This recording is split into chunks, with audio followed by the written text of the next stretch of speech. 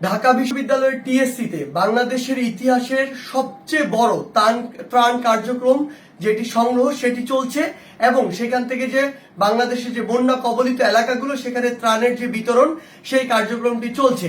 পাশাপাশি একটি জিনিস আপনাদের মনে করিয়ে দিতে চাই, যেটি আমরা আসলে ভুলে যেতে পারি না, যেটি আমাদের দায়বদ্ধতার অনেক বড় জায়গা।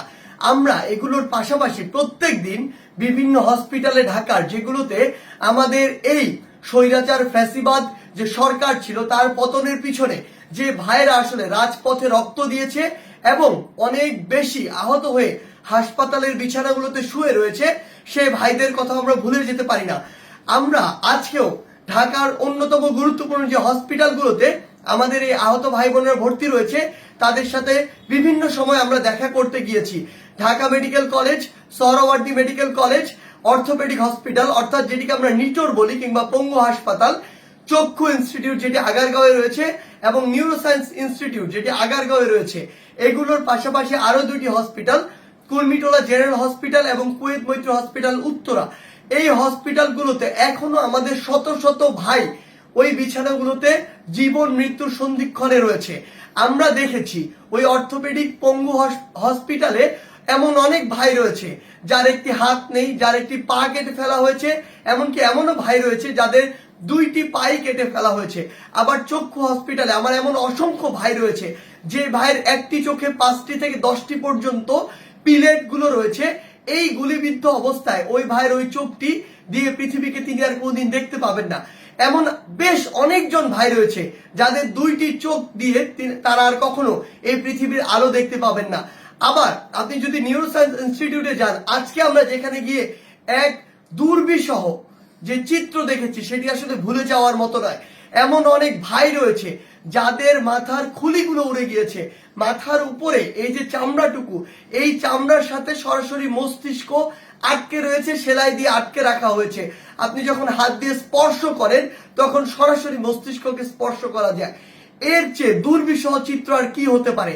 এমন অনেক ভাই রয়েছে, একজন এমন ভাই রয়েছে যার পিছন দিয়ে ঘাড়ে গুলি করা হয়েছে, গলার সামনে দিয়ে গুলিটি বের হয়ে চলে গিয়েছে।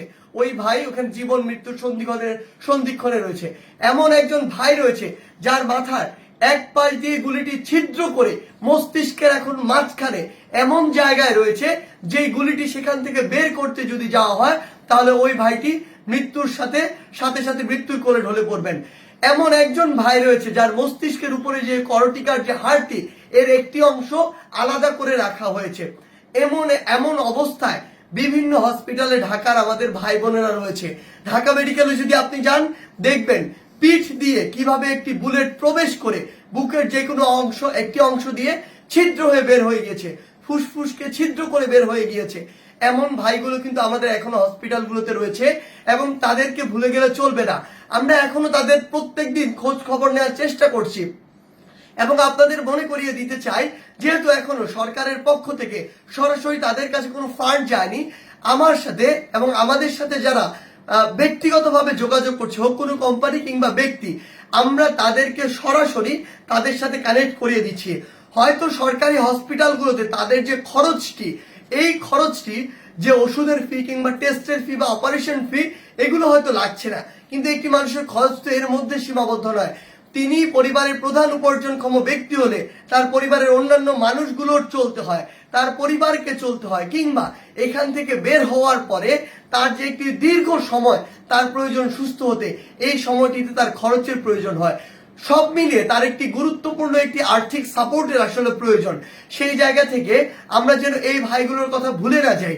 পঙ্গু হসপিটালে আমার অন্তত এমন 50 জন ভাই রয়েছে যাদেরকে আর্টিফিশিয়াল পা লাগাতে হবে এবং এই পা গুলো আসলে বাংলাদেশে যেগুলো পাওয়া যায় ভালো মানের একটি পা 15 থেকে 16 লক্ষ টাকা প্রয়োজন। অর্থাৎ আমাদের এখানে একটি দীর্ঘমেয়াদী রিহ্যাবিলিটেশন একটি প্রক্রিয়া রয়েছে, যেটির কথা আমাদের ভুলে গেলে চলবে না। সেই জায়গা থেকে আমি আপনাদের একটি জিনিস অনুরোধ করছি, আপনারা অবশ্যই আমাদের ভাইদের কথা মনে রাখবেন এবং আপনাদের সাধ্য মতো এই ভাইদের পাশেও দাঁড়ানোর চেষ্টা করবেন।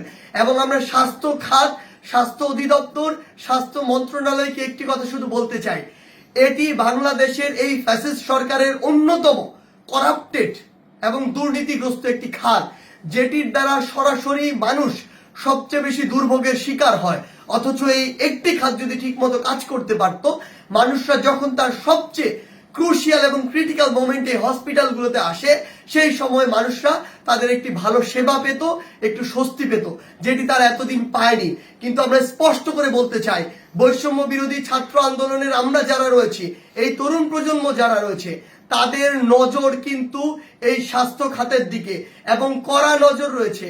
একটি জিনিস মনে রাখবেন, যা করে এসেছেন তা যদি আর করতে চান, তাহলে আপনাদের 20 দাঁত উপড়ে ফেলার জন্য যা করা প্রয়োজন, এই তরুণ সমাজ, বাংলাদেশের এই নতুন ছাত্র জনতা তাই করবে। ধন্যবাদ।